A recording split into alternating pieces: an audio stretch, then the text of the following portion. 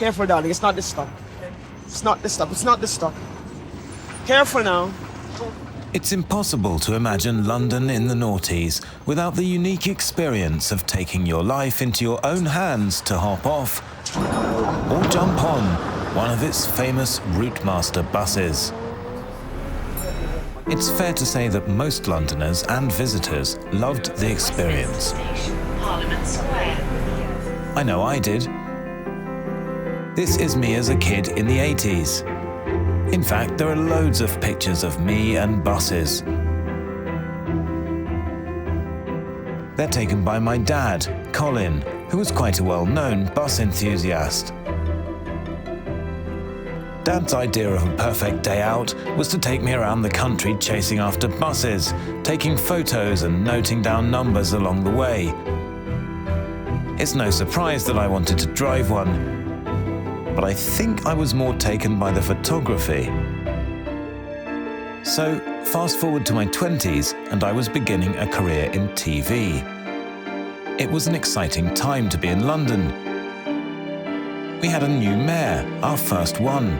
Hi there, Ken Livingstone, running for mayor. Have I got your support? Yes, definitely. Oh, brilliant. Great. Hi, nice to see you. Anything you want to ask me, or you got me here? Or you off for a good night out? Yeah, we are, actually. Oh, well, you don't want to talk to me then. Ken Livingstone was a plain-speaking rebel who had taken on Blair's new Labour government and won as an independent. No one would believe me if I said I could do everything, but what I will do is I'll try and make the buses better. Routemasters were still commonplace, but they were being phased out. Their 1950s design took no account of safety or accessibility. But Mayor Livingstone knew that Routemasters were effective and popular. The quickest way to improve London's buses was to bring its oldest ones back from the dead. It was a perfect London story and, well, my dad would love it. I pitched it to my boss, and to my surprise, he let me loose on my first TV directing job, aged 26, and now with my very own Fiat Panda. So here it is, shot on Beta SP, featuring my dad's photos, and now remastered and remixed.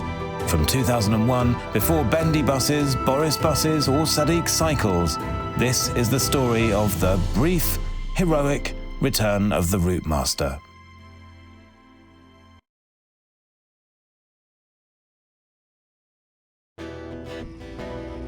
The London Routemaster is a great British classic.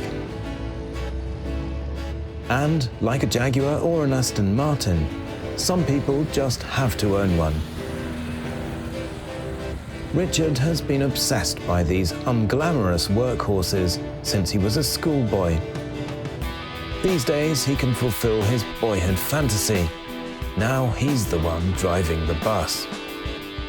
Some may find it hard to see how a bus can become an object of desire. And, like all love affairs, it can be difficult to explain. I just can't put a finger on why. It's just something, just means so much to me. My wife understands it. I've basically got everything in life I could ever want. Sounds like Hello magazine, really, but we're happily married, and got a lovely daughter, and an absolutely fantastic bus. I mean, what more could you want? This bus is more than a big boy's toy. The Routemaster was the product of years of research and development. The reason it's still going after 40 years is that it was purpose-built for London. The Routemaster comes out of that great flowering of good design in London transport from the 1930s. And the Routemaster, to a very considerable extent, inherits that kind of design ethic. It was the peak of bus design suited for London. It wasn't really suitable for any other city. We now think of wonderful old Routemasters. Then they were the height of new technology, and we thought they were almost sort of space age. It was a joy to drive. It sort of melted its way through the traffic. London's operating conditions are some of the toughest in the world. On a typical Routemaster route, there are 52% more engine revolutions per mile, 127% more braking, and 83% more bus stops than on a typical suburban route. Manufacturers and the London operators realised that you needed to have a very special design of buses for London. London streets were very narrow, the corners were very sharp, It had to be a very compact bus. They tried six-wheelers, that didn't work. That was the first thing.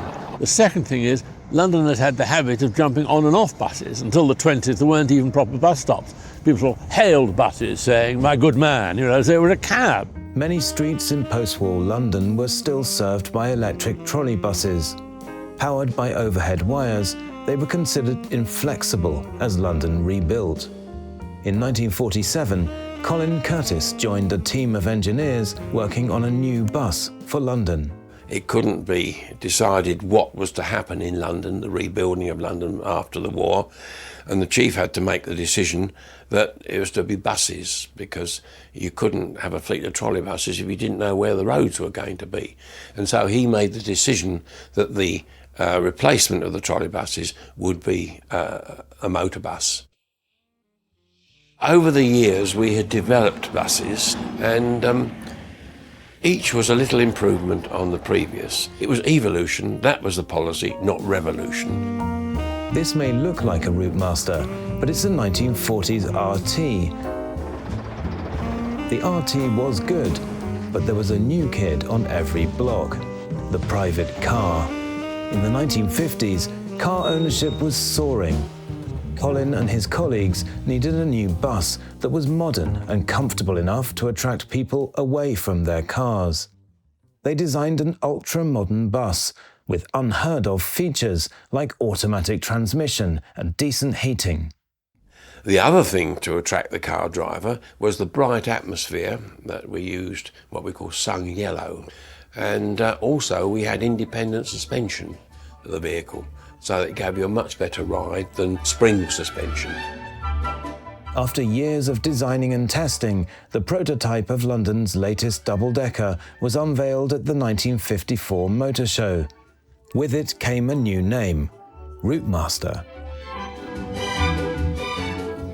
Having built this, we then ran this bus in service, but we found certain snags that this front here shielded the brakes to such an extent that we got temperatures well over 260 degrees centigrade, and we had to alter this here, cut it back.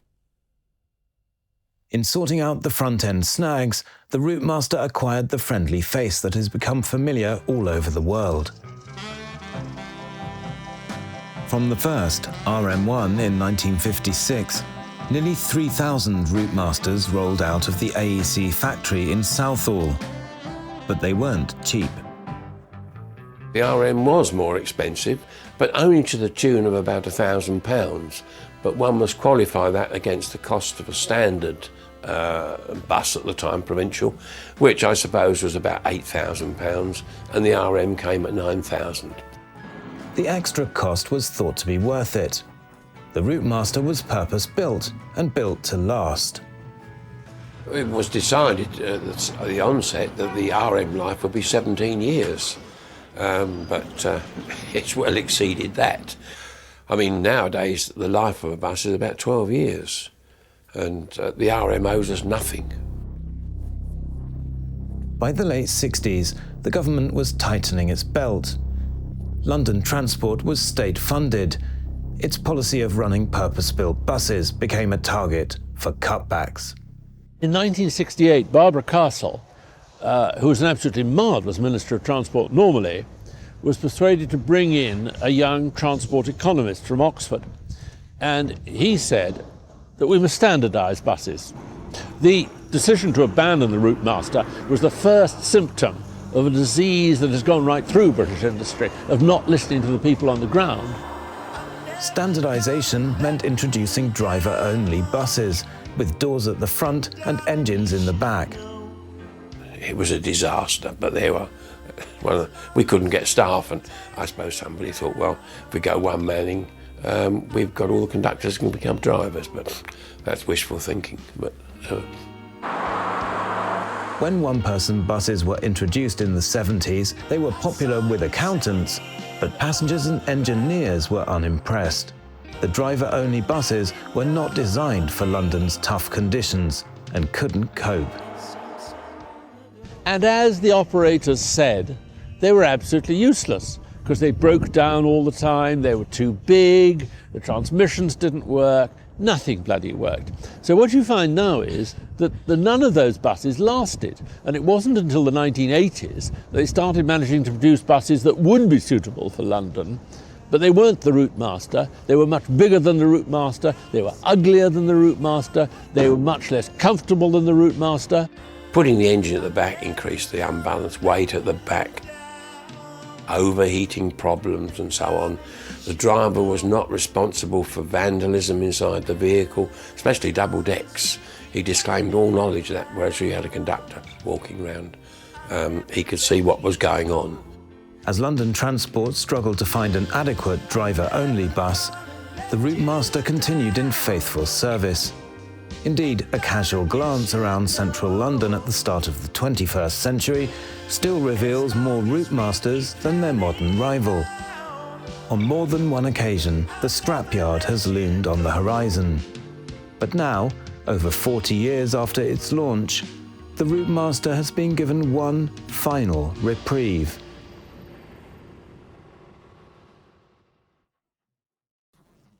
When Ken Livingstone took over as mayor, London Transport was replaced by a new body, Transport for London. The policy on the Routemaster changed. Ken Livingstone is a fan of these buses. He's bought 31 of them so far back to put back into service in London, which is a testament to the design. These old buses left London many years ago. Some had retired to Reading. Others were found in fields. Ken Livingstone believes that despite their age, Routemasters, with their open platforms, help to keep London moving. He's brought these old buses back to London. They will be upgraded with new engines and interiors, along with the rest of the fleet. The mayor claims this is a value-for-money option. London's favourite buses were due to be phased out by 2002. But since Livingstone's election, his new team has scoured the country looking for more. The Routemaster will be with us until at least 2010. There's excellent practical reasons for keeping the Routemasters. You get 3 Routemasters for one modern new bus. And there's the speed. Because the conductor got on and collected, you got on and paid the fares to the conductor who came round, you didn't have these great delays that you now get with one-person operated buses. But some believe the Routemaster is a dinosaur.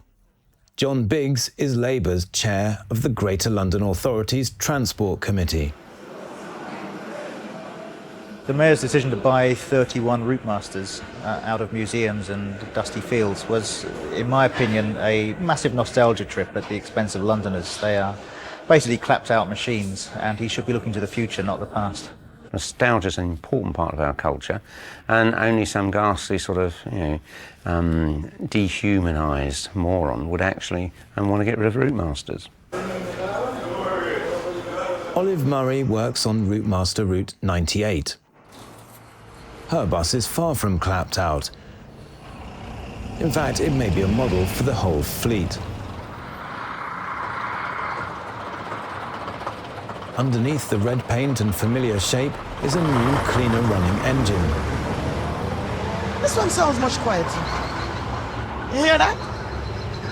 See? It's much different. Rolls-Royce engine. Peter Simmons is Metroline's chief engineer. This new engine is a Euro 2 engine. It's 7 times more environmentally friendly with particulates coming out of the exhaust as opposed to the older engine. Although it's 40 years old, it still can hold its head up and say, I'm as clean as you. To run London's buses, Ken Livingstone has appointed Dave Wetzel, a former Routemaster driver and the man behind the GLC's fares fair policy in the 1980s. The beauty of the bus is the fact that you can hop on and hop off close to your destination, and it's a much quicker loading bus. Okay, some of us may be a bit nostalgic, but it has a very useful role to play today. The crucial feature of the Routemaster is its open platform, unique around the world. I think if you, let's say, been recently to Istanbul or Rawalpindi, you would say that there is quite clearly a demand for the open platform at the back of the bus. We have people hanging on to the sides. Anywhere they can get a grip, they are hanging on. The open platform is the answer to a maiden's prayer, pretty well from here to Yokohama. I hate the one-man buses. If you sit at the back of the bus, you get your bottom cooked. If you go upstairs, you get mugged. So they are not good buses. As they are presently managed, they are, if it's not a contradiction in terms, mobile traffic jams. Londoners prefer the open platform for its speed and convenience. Surveys show that just 12% of us would rather catch a driver-only bus. So much for progress. To test the speed and effectiveness of the two types of bus, we followed a Routemaster and a driver-only bus along the same route in the morning rush hour. With a modern bus shown on the left, boarding takes an average of 4 seconds. Boarding the Routemaster on the right only takes 1 second. On the day of our experiment, the Routemaster reached its destination nearly 10 minutes before its driver-only rival. This is matched by research, which tells us that driver-only buses are 10 to 50% slower than the Routemaster. As traffic moves at the speed of the slowest vehicle on the road, modern buses contribute to longer journey times for all road users. A return to open platforms could save time for all of us. The Routemaster's combination of open platform and conductor is certainly effective and convenient. But for some, the open platform at the back is a safety hazard. If you compare this layout with the one where there's a front doorway adjacent to the driver, clearly the bus crew cannot control the passenger movements very easily. So people are tempted to hop on and off between stops or at traffic lights. Also, particularly as someone is alighting, there's nothing very readily available for them to hang on to as they step down from the platform, and that in particular can be a cause of serious casualties. So what we found in London, compared for example with Manchester, where all the buses were of the layout with doors alongside the driver, was a casualty rate much higher, especially for the boarding and alighting accidents. With an open back bus, you just hop off. But of course that has its dangers. Some people hop off and a cycle or motorcycle might be coming up the inside. So there are accidents and people do need to be careful. Some have questioned whether the Mayor's investment in old Routemasters is responsible, given the risks of the open platform. The Mayor is rightly concerned to make the public transport system more attractive and convenient. But I think you should distinguish between that main objective and particular measures like certain designs of bus, where issues like cost and safety must be brought in, as well as simply the convenience of hopping on and off. Well, this is a sort of nonsense. I mean, you've got to work on the basis people will behave rationally and they'll be largely sensible in the way they move around a city and on a transport system.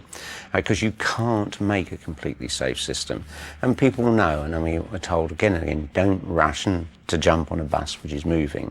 And you can't guard against people's free will. Careful, darling, it's not this stop. It's not this stop, it's not this stop. Careful now. Ironically, the other main problem with Routemasters is also one of their greatest assets, the conductor.